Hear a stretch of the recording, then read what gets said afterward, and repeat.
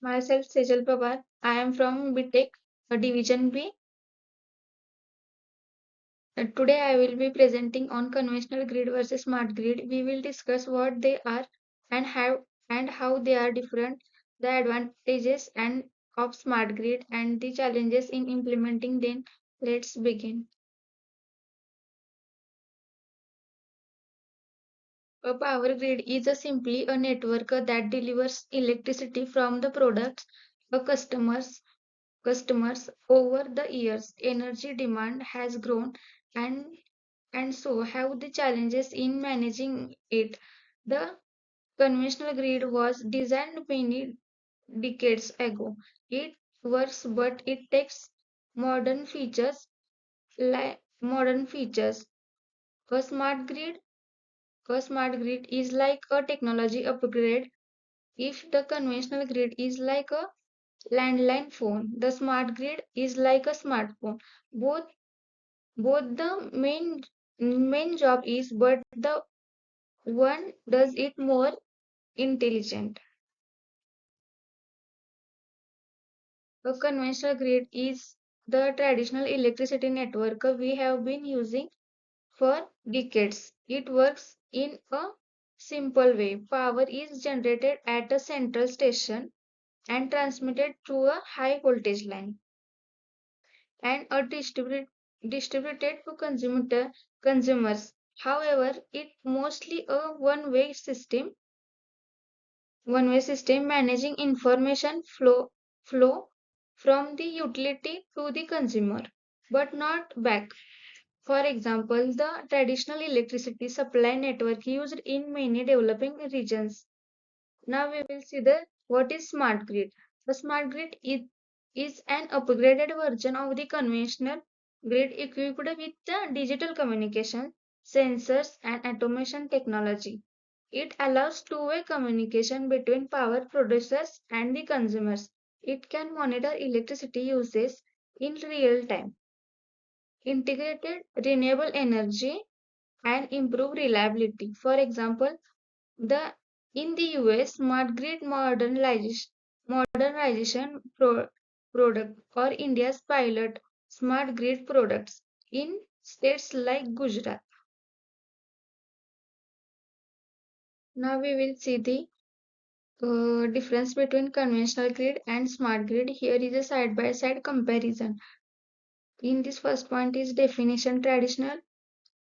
In conventional grid, traditional electrical power network used for generating, transmitting, and distributing electricity.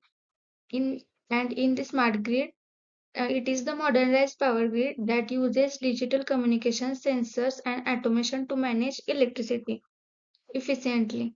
The second point is communication. In conventional grid, it is the one-way communication power flow from generation to transmission to distribution, and distribution to consumer. And in the smart grid, there is a two-way communication in between the power and information flow uh, both ways between utilities and consumer. For example, old street lights run on fixed timers and the smart and nowadays smart street lights adjust brightness uh, automatically. Now the third point is control. The control in conventional grid is centralized in one of the point, and in the smart grid the control is automated distributed control with the first fault isolation and recovery. For example, the old system manual backup activation, and in the new system, uh, automate, automated power shifting. Now the third point is monitoring.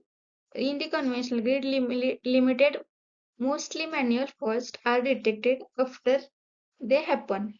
And in the smart grid, real-time monitoring with sensors, smart meters, and IoT devices. For example, for the monitoring feature, in conventional grid, faults are detected when the people call to um, substation or MSCB, and in smart grid, there is a sensors and there is a sensor that sends instant alerts to the substation or the MSCB. Now the fifth point is integration with renewable. In conventional grid, difficulty to integrate variable renewable resources like solar and wind, and in smart grid designed to easily integrate renewable energy and distributed generation. For example, old grid difficult to connect roof, rooftop solar smart grid, and in the smart grid automatic net metering is there. Efficiency is higher. Efficiency in conventional grid is higher due to outdated infrastructure, and efficiency in smart grid is optimized energy uses, reduced losses, and demand side management. Consumer role in conventional grid. There is a consumer role in conventional grid is passive.